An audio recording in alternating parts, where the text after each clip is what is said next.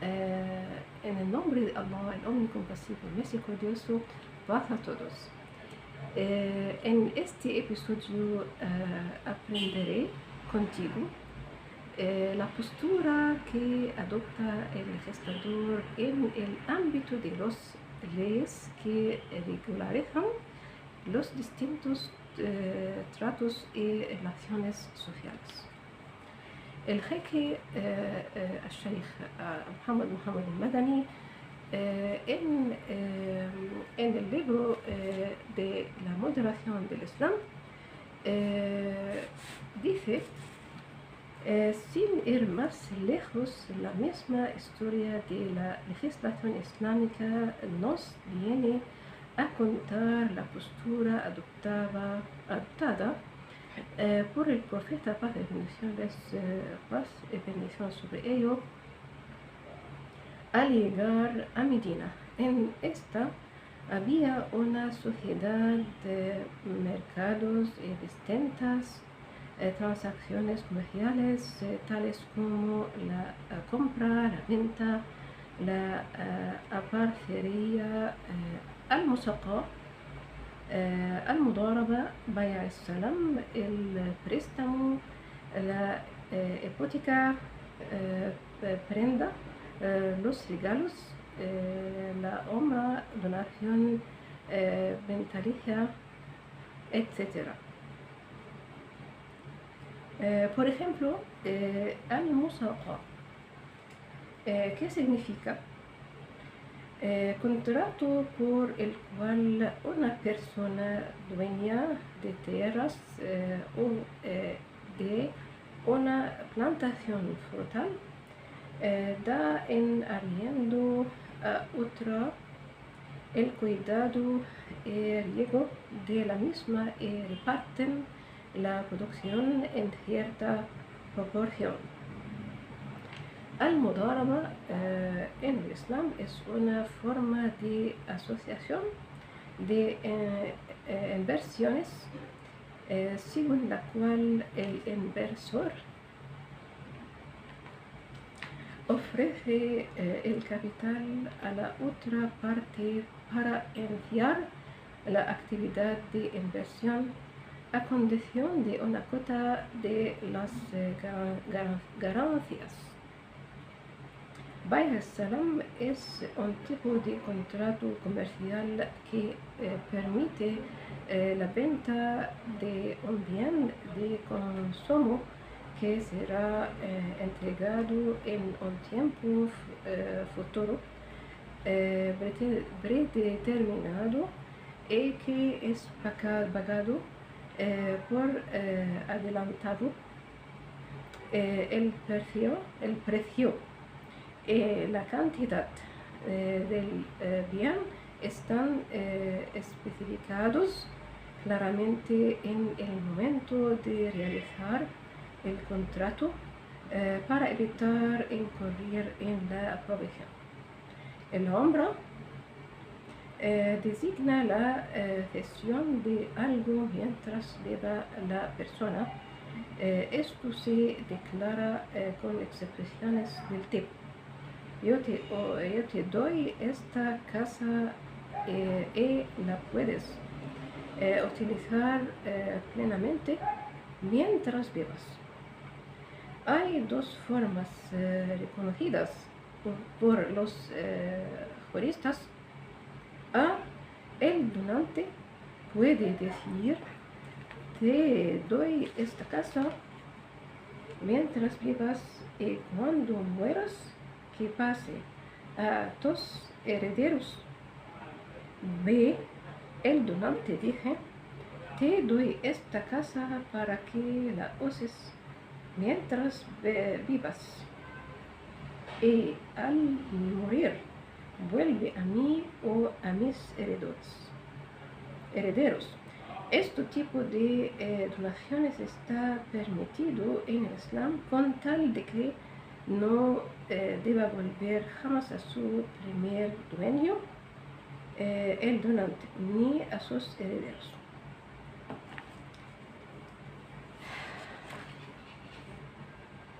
Así, el mensajero de Allah, paz y bendición sobre ello, el jeque dice, no fue el gestador de dichas operaciones. Es más, Allah Altísimo Sea no reveló ninguna ley que caracteriza o añade algo acerca de ellas. En este sentido, el profeta, paz y bendición sobre ello, mantenía la actitud del buen educador y crítico. Así, si un trato transacción redundaba en beneficio para la gente y no le causaba daño, el profeta lo consentía sin ninguna objeción.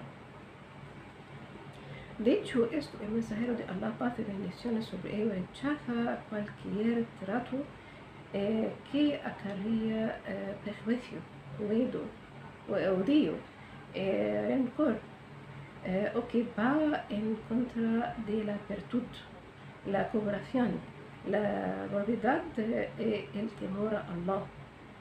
No obstante, cuando existe un trato que no es del todo dañino para los hombres, el profeta, paz y bendición sobre ellos, se afana en encauzarlo hacia el bien o tolera tal perjuicio mínimo en pro del interés público y en atención a la facilitación a la gente, aprobando lo convencional o consuetudinario. Esta fue la actitud del mensajero de Allah, paz y bendición sobre ello, es decir, la situación del Islam con respecto a la sociedad de Medina y los diferentes fenómenos que se dieron lugar en ella. Como veníamos sosteniendo, los sabios de la Sharia asentaron en relación con los actos de adoración la citada regla: Allah solo se adora por medio de lo legislado por él. De igual modo, establecieron otra regla en lo concerniente a las leyes que regularizan los tratos y procederes sociales. Todos los tratos son lícitos siempre que no haya sido decretada su prohibición. En este particular, el ingenioso Ibn Qayyim al-Jawzi señala lo siguiente: el principio original de los actos de adoración es la invalidación, siempre que no haya prueba que los constate. Ahora bien, la norma general en los contratos y tratos es la validez, siempre y cuando no haya una evidencia que los anule o prohíba. La diferencia entre ambos fenómenos estriba en que Allah solo se adora mediante lo legislado por él en boca de sus mensajeros, puesto que la devoción que se rinde a él presenta su absoluto derecho sobre todos sus siervos, o sea, estos actos de adoración deben conformarse solo con lo fijado por Allah. Si bien los contratos, las condiciones y los tratos están permitidos, si prohíbe nada de ellos. ¿De ahí? Allah reprendió a los incrédulos por infringir estos dos principios. Esto es prohibir lo que el Altísimo Sea había consentido y aproximarse a él por vía de lo que no había legislado, pues el éxito es lo que Allah ha permitido y lo ilícito es lo que ha prohibido. Empero queda perdonado aquello sobre lo que Allah permaneció en silencio. Por consiguiente, toda suerte de transacciones, condiciones y tratos que Allah no opinó sobre ella, no está permitido declarar su obediencia. El Altísimo los omitió por pura misericordia, no por olvido o descuido. Al abordar la actitud del Islam frente a los tratos comerciales que la gente usaba, convino perder de vista una cuestión. Esto es la licencia. La licencia, un término consensuado por los alfaquíes especialistas en los orígenes y fundamentos de la religión. Así, nos hemos percatado de la postura tolerante y clemente que adoptó el profeta, paz y bendición sobre ello, al consentir algunos tratos comerciales, pese al leve daño que conllevan, a fin de facilitar los asuntos de los hombres y considerar sus necesidades. Con todo, observamos que la gran mayoría de los sabios de las diferentes doctrinas islámicas consideran dichos tratos, a diferencia de las normas generales, como una excepción licencia. Por ende, emiten juicios y veredictos meramente limitados a los casos permitidos por el profeta. En este sentido,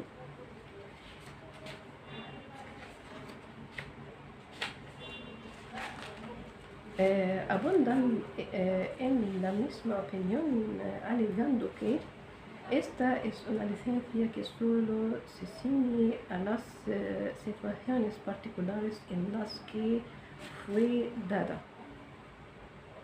Por tanto, no puede traspasarse a otros casos.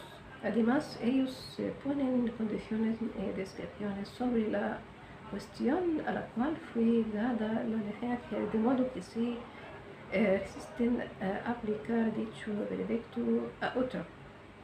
Tal proceder presenta una dificultad y complejidad que contrastan con el espíritu de la legislación islámica en los diferentes tratos, así como es incompatible con las múltiples esferas de la evolución temporal con sus necesidades y urgencias. Prosiguiendo con lo anterior, esto no se ajusta a la regla que hemos explicado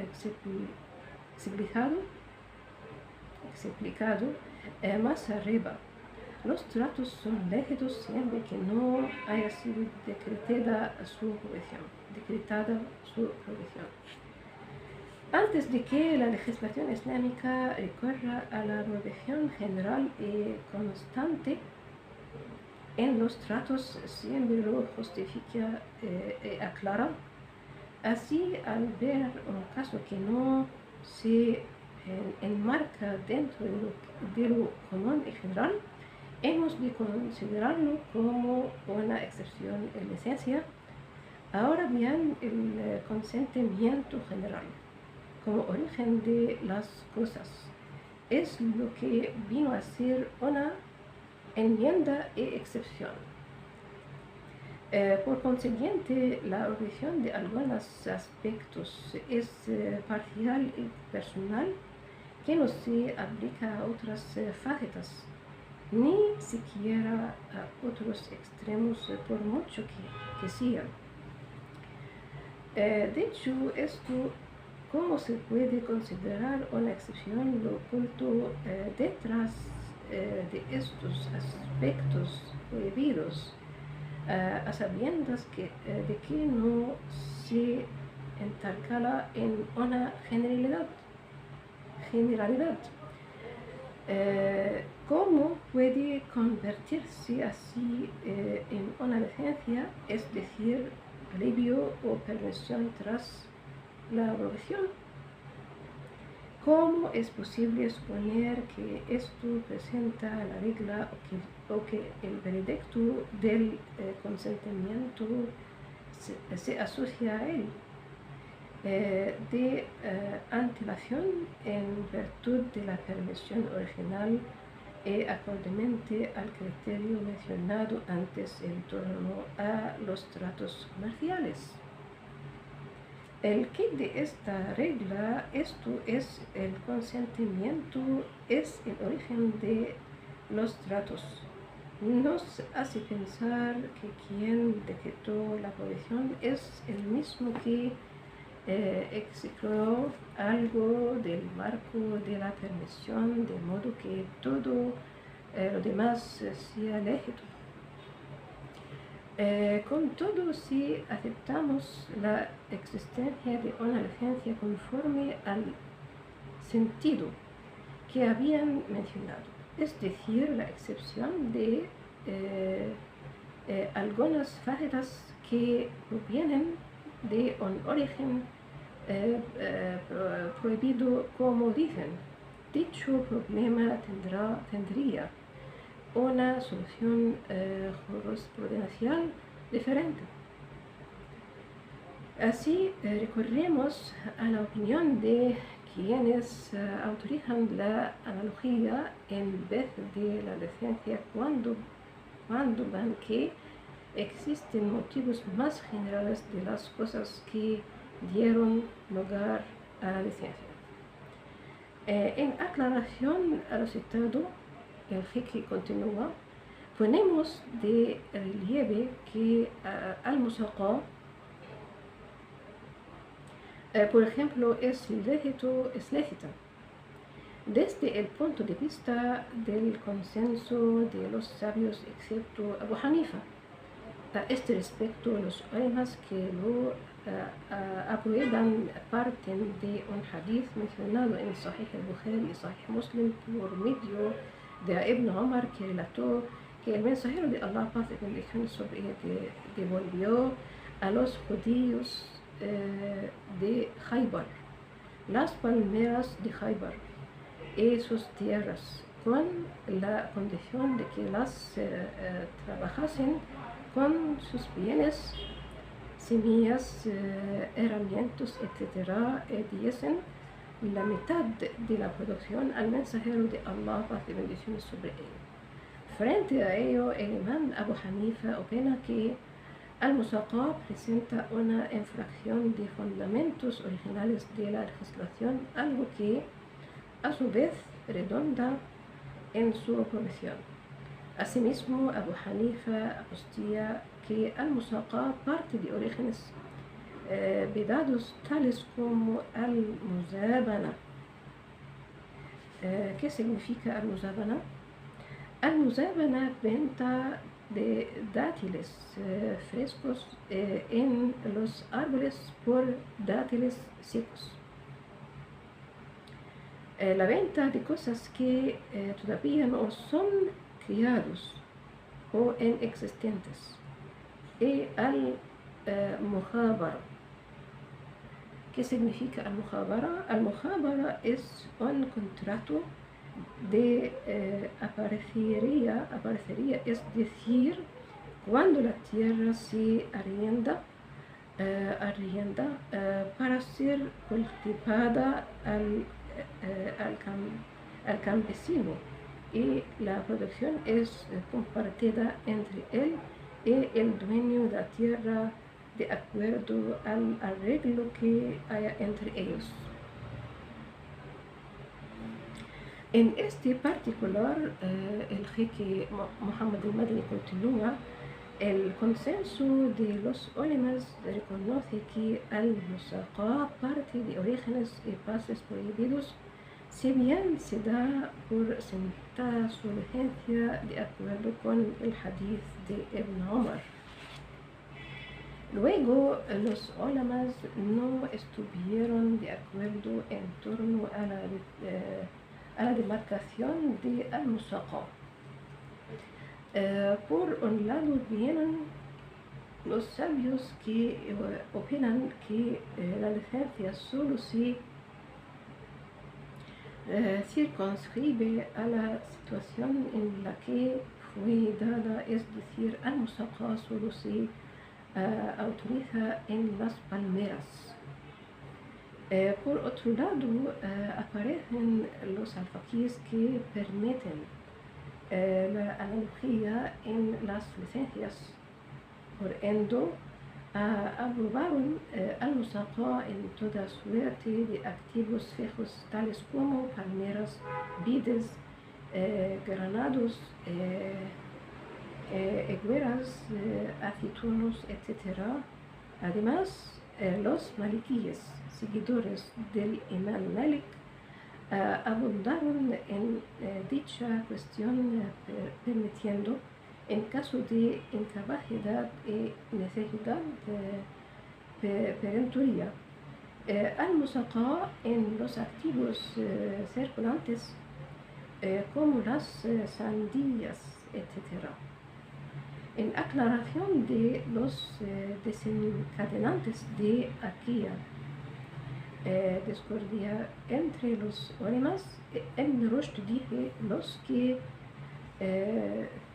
ciñeron al-musaqa solo a las palmeras, proviendo su realización fuera de este contexto, se basan en su condición como licencia dada por la sunna. Empero Malik ve que dicha licencia fue dada para responder a una razón general de ahí, impone su aplicación a todo lo demás. Consiguiente, se infiere que la analogía se puede emplear también en las licencias. En este particular, al-Shaykh al-Shatibi, el jeque al-Shatibi, en su libro Al-Muwafaqat, las coincidencias, aludió a esta cuestión haciendo hincapié en la generalidad de la legislación, aunque se destaquen por particularización algunas de sus pruebas, tanto textuales como razonables. Tal estado proviene de que la legislación tiende a lo general, sea a modo de ejemplo al-araya. ¿Qué significa al-araya? Al-araya, venta en la cual los frutos de algunos árboles, palmeras, están dedicados a los pobres. En estos casos se permite la venta de frutos en la planta por frutos secos. El pago de ella, indemnización, precio de sangre. En caso del homicidio involuntario por error, al-mudaraba, al-musaqa, al-musar y un sa' de dátiles como compensación por la leche bebida, etc. Al-musar significa se trata de un fraude del cual se benefician algunos comerciantes de ganado para obtener una ventaja indebida. Al retener la leche en la obra de una oveja, un camello, etc.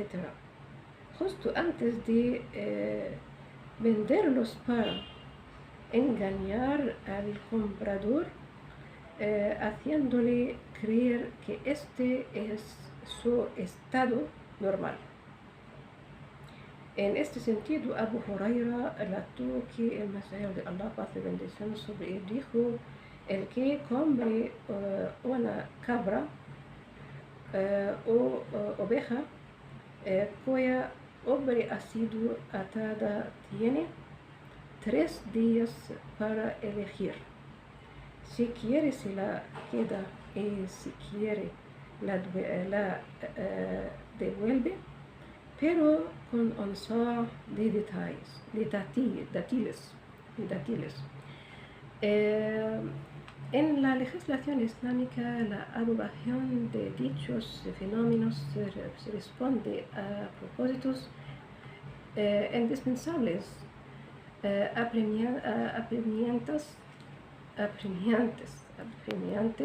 y otros terceros para el mejoramiento de la vida. En esto todos presentan asuntos generales, pues, siendo en apariencia especiales y particulares, en realidad son a la vez generales.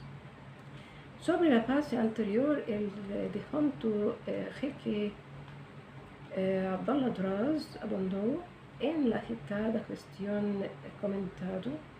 La provisión en su generalidad engloba y entronca con casos como el fraude, la falta de responsabilidad del hombre con respecto a los actos ajenos, la invalidación de los tratos que implican, por ejemplo, un desconocimiento del precio o el alquiler, dada la presencia de motivaciones y justificaciones razonables que redundaron en tener veredictos distintos de los generales, a diferencia de lo que conllevan aparentemente los ulemas. Dijeron que son excepciones y casos especiales. Si bien en el fondo son reglas generales y totalitarias asentadas en los 3 pilares de los propósitos de la Sharia islámica. Al hilo de lo mencionado se da la asignación de algunos alfaquíes del término licencia para referirse a lo autorizado de unos tratos en su conjunto, pese al leve daño que conlleva. Ahora bien, esto supone un cambio del veredicto de un preciso trato permisible, excluyéndolo de la provisión general. De otra suerte sería en realidad de un principio original alineado con el espíritu de la Sharia, que pretende facilitarle a la gente sus asuntos sin ningún género de esfuerzo. El fruto de esta investigación estriba en capacitarnos para crear un enfoque jurisprudencial en el estudio de los nuevos tratos basado en 3 pilares.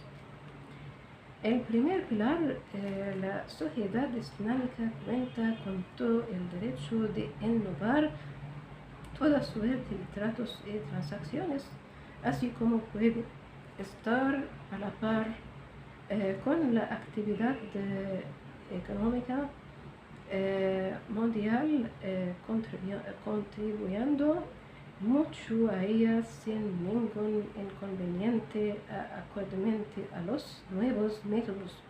Allah no exigió que los hombres se valiesen solo de unos tipos específicos de tratos. Asimismo, los diferentes géneros de tratos abordados por los fundamentos de la jurisprudencia islámica y las ciencias del hadith son meros tipos de operaciones. Esto quiere decir que se puede añadir a ellos, suprimir de ellos, así como ajustarlos siempre y cuando en el marco de los fundamentos de la Sharia. Esto es el cuidado de los intereses, la conservación de las almas, los bienes, la ética y la superación de las dificultades y escollos de la vida. Si los musulmanes entienden dichas cuestiones actuando al unísono con ellas, se defenderán a sí mismos y a su religión contra las acusaciones infundadas que siempre propagan los extranjeros y los aficionados a ellos. Estas alegan que la legislación islámica impide que los musulmanes sigan el ritmo del desarrollo de la economía moderna, imponiendo que queden estancados en los viejos estilos y medios del comercio. En este sentido, los alfaquíes enrendaron la madeja, complicando las condiciones de los negocios a la gente. Además, si los musulmanes siguen viendo esto como un deber que hay que cumplir, permanecerán siempre incapaces de estar al corriente de los nuevos sistemas, quedando atrapados en las formas de las antiguas centurias. El segundo pilar, el consentimiento, es el origen de los tratos. De ahí no se debe apresurar a prohibir algo hasta que estemos completamente seguros de que Allah lo proscribió. El tercer pilar, la presencia de una parte ilícita en algo trato, no es suficiente para declarar su prohibición. En esto hay que desmenuzar tal parte y la situación de la gente en torno al daño y al beneficio que ocasiona dicho trato.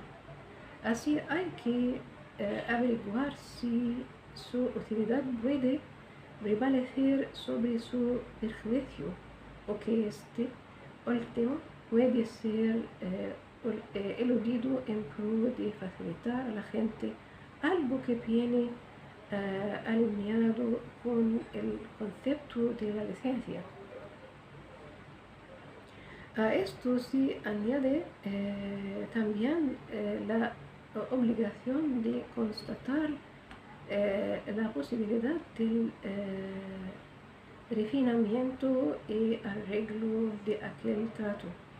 Con tal proceder, seremos capaces de retornar la Sharia al terreno de la economía y los tratos tras haber sido arrumbado por el estancamiento de los seguidores tardíos de los alfaquíes. Estos permanecieron inmóviles y anclados en lo que habían heredado sin ningún seguimiento y estudio de las novedades concernientes a los distintos tipos de tratos y sistemas económicos. En otro orden de cosas, cabe destacar que dicha investigación explica la moderación del Islam entre los diferentes aspectos de las legislaciones.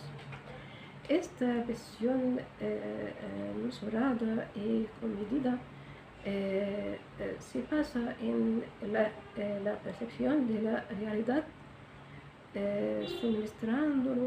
suministrándola con los medios más apropiados de tratamiento y estudio. Es a la vez un enfoque que da por resultado el derecho de los dogmas originales a permanecer firmes, intactos, uniendo y armonizando los corazones alrededor de ellos.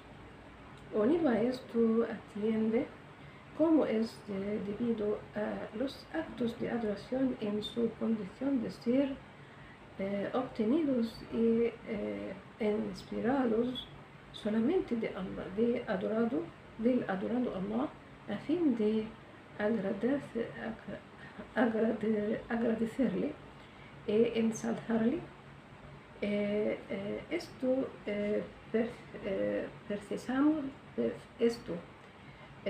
Precisamente corre parejas a un rey y a Allah le corresponde la descripción más alta que perpetúa horarios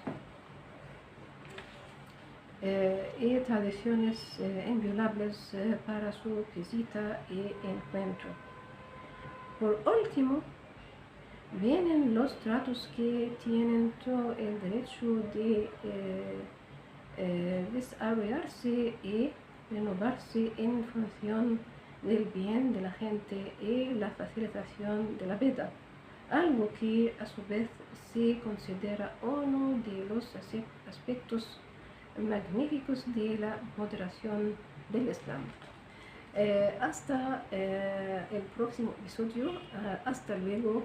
Assalamu alaikum. Paz a todos.